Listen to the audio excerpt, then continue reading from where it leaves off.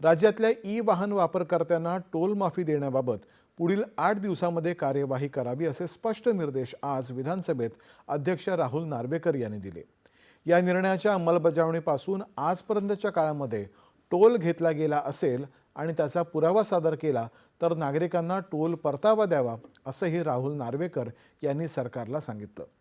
E वाहनांसाठी किमान 120 केडब्ल्यू क्षमतेची जलद चार्जिंग स्टेशन्स उभारण्याची आवश्यकता आहे असं सांगत सध्या उपलब्ध चार्जिंग स्टेशन्सवरती वाहन चार्जिंगसाठी 8 तास लागत असल्यानं ही व्यवस्था तातडीनं सुधारावी असं अध्यक्षांनी सांगितलं। ई वाहनांना टोल माफी देण्यासंदर्भातला शासन निर्णयाची अंमलबजावणी होत नाही ही बाब सदस्य अनिल पाटील यांनी विधानसभेत मांडली। त्यावर अध्यक्ष नार्वेकर यांनी हे निर्देश दिले।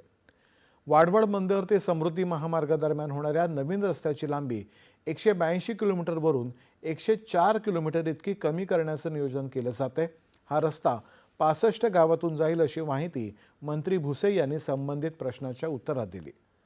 राज्यातल्या निवडणूक आयोगानं अधिसूचना काढल्यानंतर अधिकार नसताना परस्पर काही निवडणुका पुढे ढकलल्या त्यावर मुख्यमंत्री देवेंद्र फडणवीस यांनी ही बाब बेकायदेशीर असल्याचं म्हटलं होतं असं सांगत राज्य निवडणूक आयोगावरती कायद्याचा भंग केल्याबद्दल महाभियोग चालवण्यात यावा अशी मागणी नाना पटोले यांनी आज सभागृहात केली।